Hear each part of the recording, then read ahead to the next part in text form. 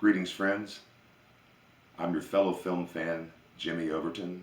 I also have the honor of being the ambassador host for Monday at the Movies, a weekly series of classic films presented by the historic Wayne Theater, Ross Performing Arts Center, right here in Waynesboro, Virginia. We're very thrilled to announce once again that the theater has reopened for Monday at the Movies. So we invite you to come and join us in person at the historic Wayne Theater. We'll see these great films back up on the big screen where they deserve to be. Every Monday is a 2 o'clock matinee and a 7 o'clock evening screening. And as always, the admission is by pay what you will donation, all proceeds to benefit the theater. For those of you who would prefer to follow the scheduled films from the comfort of your home, we will continue to provide my customary week-to-week film introduction that will be presented at the theater as well. So you can watch from home. All these movies are available in one format or another through Amazon Prime, Netflix, Hulu, Vudu. So put them in your queue and watch them, and we'll stay current on the films from week to week. We do invite you to come down and join us at the theater, though. It's great to be back in the theater again. And I'm sure you'll enjoy it. All safety precautions are strictly followed, so you can come with assurance.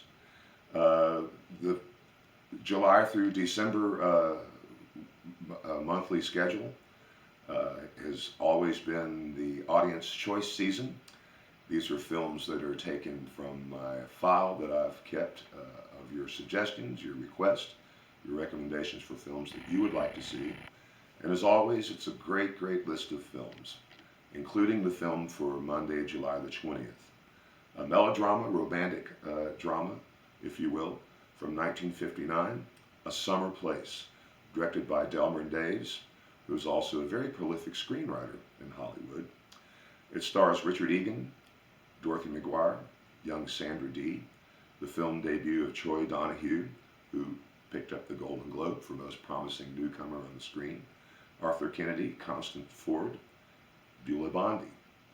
Now I had as you know, I'm a lifelong film fan, and I love looking into films and delving a little bit deeper through the layers of meaning and the backstory, and everything about movies fascinates me.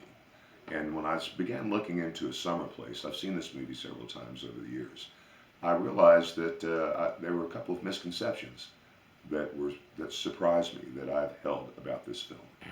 One, it's very well known. One of the strongest points in the film has always been its lush cinematography. It's a beautiful film visually, and the story is set on the coast of Maine, and film historians and critics and fans have always gone on and on about the on-location photography, how great it's shot on location. I always assumed it was shot on location in coastal Maine. Not so. The film was actually shot out on the west coast at Carmel by the Sea, off the coast of California, standing in for Maine. It's beautiful nonetheless, but I always thought that it was shot on location in Maine, but it's up in Northern California, outside Monterey. The second misconception that I had about the film was the leading actress, Dorothy McGuire, who's a very, very talented actress. I always assumed she was of the right timeline. I always assumed that she was one of the famous McGuire sisters pop music singing trio, because there's a Dorothy McGuire in the McGuire sisters. Also not true. No connection between Dorothy McGuire, the actress, and Dorothy McGuire, one-third of the McGuire sisters. Just an interesting thing. You're never too old to learn something about a movie.